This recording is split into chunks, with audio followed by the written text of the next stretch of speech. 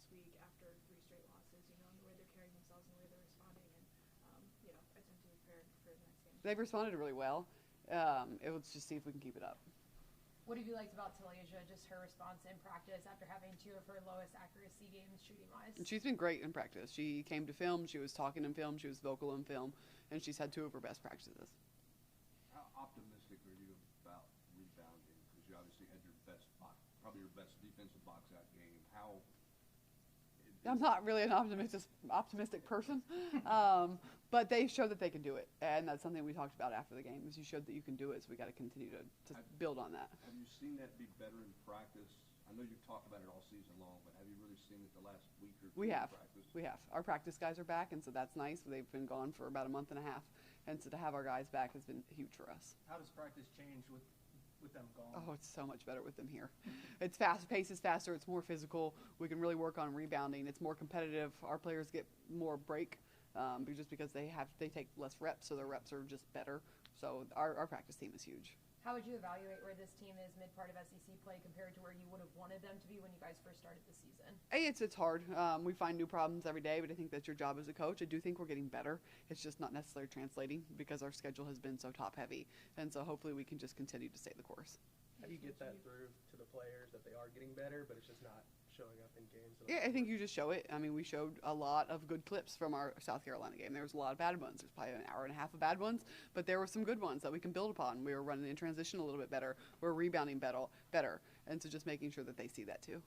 You mentioned the improvements you're seeing. You said after Vanderbilt, where they're not good enough to fix here, we don't think it matters. Just where do you stand kind of on that question now after the last couple games? Yeah, I think it's probably still somewhere in the middle, and just making sure that we have a focused effort, and that if we aren't getting the rebound or we aren't doing it the right way, we are at least trying to. We're at least in position. And if we're getting out jumped, we're getting pushed around, then maybe we're not strong enough.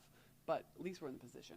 Building off of that, how much do you think that maybe is a self-discipline issue on the court? Yeah, I think it's all probably self-discipline, and I think it just kind of comes back to coaching. I mean, that's my job to teach them. It's my job to show them. It's my job to make sure that's ingrained in them. How important is this Missouri game considering the 2 tough games before it and then the 2 tough games that come after it? Yeah, this game is huge. They're significantly better than their record. It's a tough place to play on the road, and making sure that we kind of get back to our roots and we do what we do. Missouri can definitely be a trap game on the road, and especially with them getting their first SEC win over Mississippi State, playing well against Texas. Played great against Texas. Just what are you expecting Sunday, and how big of a challenge could they be? I think they're a huge challenge. I don't like the fact that it's on the road. I don't like the fact that maybe you look at their record and you think it's easy, because it's not. It's a really good team, and they're playing very well right now. So just making sure they're hard to guard. So we have to really work on our defense today in practice, making sure that we can guard them.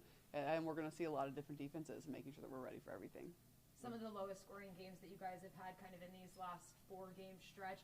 If that continues, what about your system can still thrive without a high scoring offense in the upper 80s and upper 90s? Yeah, I think that's kind of what we were talking about. We want to get back to our pressure, to where we're creating turnovers and we're scoring off of them. It's easy points. So your defense creates your offense for you, and just running in transition downhill a little bit more. From a pressure standpoint, is that some fundamentals? Is that effort? I think it's mindset. I think it's mindset. It might be a little bit of conditioning, but hey, let's just go. Just make your rotations, be ready to go. Don't be timid at the top of the press. Kind of going off that, do you feel like also played into playing teams like South Carolina, LSU? Did you feel like that also made it harder to get that pressure, or do you feel like it was more on you guys? I think a little bit of both. I think we saw, against Texas, they saw success early. Against South Carolina, when we pressured, we saw success, and then we just kind of go away from it. I think LSU might have been a different story. I think Florida State might have been a different story. Other than that, I think when we were up and we were getting rotations and we were pressuring the ball, we did see success.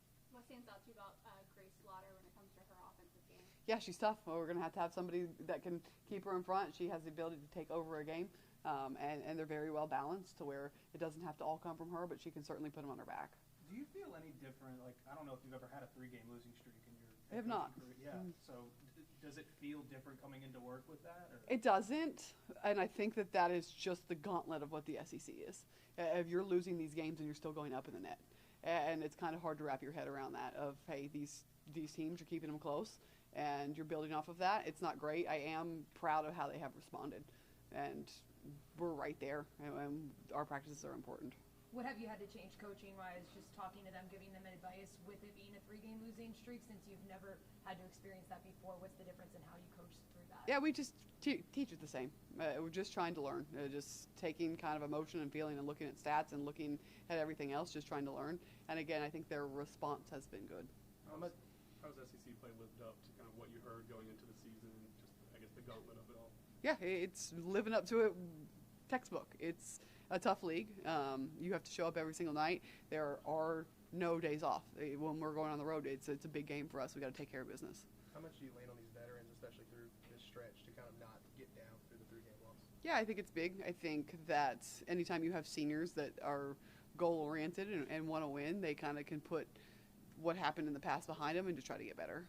The news from Nashville yesterday, possibly getting a WNBA team, just how cool is that for you to be now part of this Tennessee basketball family? I think it would be amazing. I think it would be amazing for our game, amazing for the student athletes that come here and can kind of stay local or if they want to go pro. You said Sunday that you had some players sick, or players recovered, getting healthy again. Yeah, we're healthy, which is good. Knock on wood. You talk about wanting to have your players lead by example. I saw Samara Spencer was putting up shots after the game the other day. How has that maybe translated in practice and her attitude and how she's feeling? It just shows that it matters. It shows that she's not okay with the loss. She's not okay with how she played, and she wants to fix it. And we had that talk maybe after our Oklahoma game, our first loss, of how many of you guys got in the gym the next day and shot, and not very many people raised their hands. And I said, that's not what championship teams do. And for her to pick up on that and listen to that and do it right after the game speaks volumes. Halfway through this SEC stretch, like, personally, I feel like you are a little bit more comfortable doing this than you were at the start of the SEC play. Like, how have you felt dealing with all the off-court stuff right now as opposed to when the season started? I would still rather be on the floor. Maybe I'm just fooling you guys a little bit, but no, it's still not my favorite part. All right, thank you, Coach. Thank you, guys. Thank you. You guys have a good one. You too. Thank you.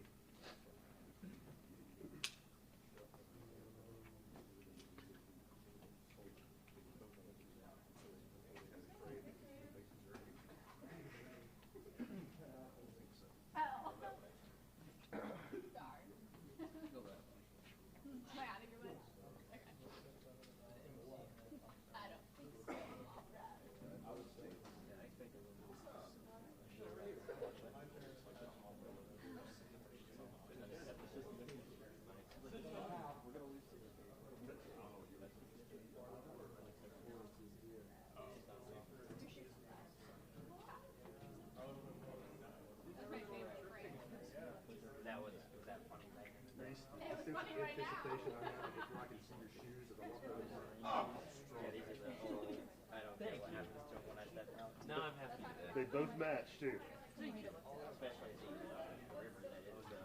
Rob, you good? Yeah. So I think that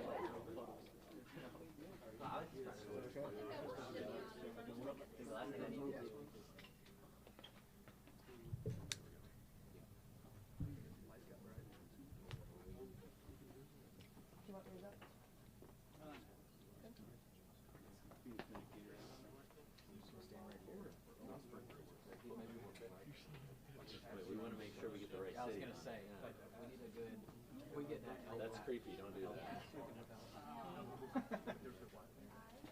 All right, we're going to switch up the order today. You got senior guard Jemai Mashak first here. Give us 1 second. Everyone good? 1 second. How's it going, Jemai? Good, good, good. How are you guys? Good. All right. Watching the games last night? Yeah, I watched one of my